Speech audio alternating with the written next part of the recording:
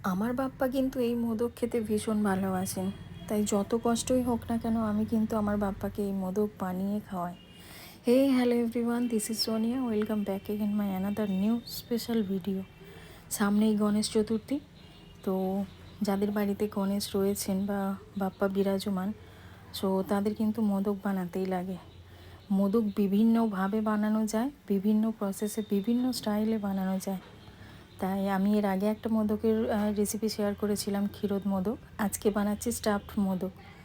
So দেখো, সবার প্রথমে একটা প্যান বসিয়েছিলাম, তাতে কিছুটা ঘি দিয়েছিলাম, দিয়ে কোরানো নারকেল দিয়েছিলাম, আর গুড় দিয়েছিলাম ওই 3-4 চামচ মতো।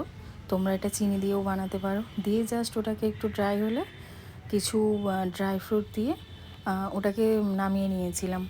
এরপরে ডো রেডির জন্য গরম জল বসিয়েছিলাম, তাতে লবণ আর ঘি দিয়েছিলাম, আর 1 বাটি মতো ওই চালের গুঁড়ো দিয়েছিলাম। দিয়ে ওটাকে ভালো করে নাড়াচাড়া দিয়ে জলটা মিশিয়ে নেব। নিয়ে 10 মিনিট ঢেকে রাখবো যাতে ডোটা সফট হয়। দিয়ে যেমনভাবে আটা ময়দা মাখি সেমভাবে মেখে নেব। আর একটা যেহেতু আমি তালের ডো বানিয়েছিলাম, তাই প্যান বসিয়ে তালের যে পাল্প হয় সেই পাল্পটা 1 বাটি নিয়েছিলাম। দিয়ে ওটা যখন একটু গরম হয়ে এলে পাতলা হয়ে যায়, ওর মধ্যে 2 চামচ চিনি, একটু লবণ আর পরিমাণ মতো ঘি দিয়েছিলাম। দিয়ে আবার সেম 1 কাপ চালের গুঁড়ো দিয়েছিলাম। দিয়ে ওটাকেও ভালোভাবে নাড়াচাড়া দিয়ে 10 মিনিট মতো আমি স্টিমে রেখে দিয়েছিলাম। মানে গ্যাসটা অফ করে লিড দিয়ে জাস্ট ওই 10 মিনিট রেখে দিলে পুরো যে জলটা থাকে বা লিকুইড জিনিসটা ওটা অ্যাবজর্ব করে ডোটা ভীষণ সফট হয়। আর সফট না হলে ডো ফেটে যাবে, তখন ওই ভেতরে স্টাফিং বাইরে বেরিয়ে আসবে। সো এই তালের ডোটা বানিয়েও রেখে দিয়েছিলাম। ওই আটা ময়দা যেমন মাখে সেম প্রসেসে একদম ভালোভাবে মেখে নিতে হবে। আর এমনভাবে মাখতে হবে যাতে হার্ড না হয়। হার্ড হলেই কিন্তু ওটাকে আর বানানো যাবে না। সো দেখে মনে হচ্ছে ভীষণ সময় সাপেক্ষ কাজ, বাট একদমই সময় লাগে না। যদি সব কিছু প্রিপারেশান নিয়ে করো তাহলে তাড়াতাড়ি হয়ে যায়।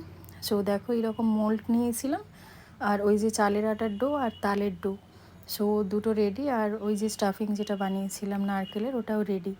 এবার আমি মোদক বানিয়ে দেখাচ্ছি। অন্য মোদকে কী হয়, জাস্ট এর মধ্যে ঢুকিয়ে দিলেই হয়ে যায়, মানে স্টাফিংটা আর কি মোল্ডের মধ্যে ঢুকিয়ে দিলেই হয়ে যায়, কিন্তু এটাতে হবে না। প্রথমে ঘি ব্রাশ করে নিয়েছিলাম মোল্ডটার মধ্যে। এবার ওই কিছুটা পরিমাণ যে চালের আটার ডো ছিল, তো সেটাকে জাস্ট ওই চারিদিকে প্রেস করে করে একটা হোল টাইপের বানিয়ে নেব আর কি। দেখে বুঝতে পারছো নিশ্চয়ই। সো তার মধ্যে এবার হালকা করে স্টাফিংটা দেব।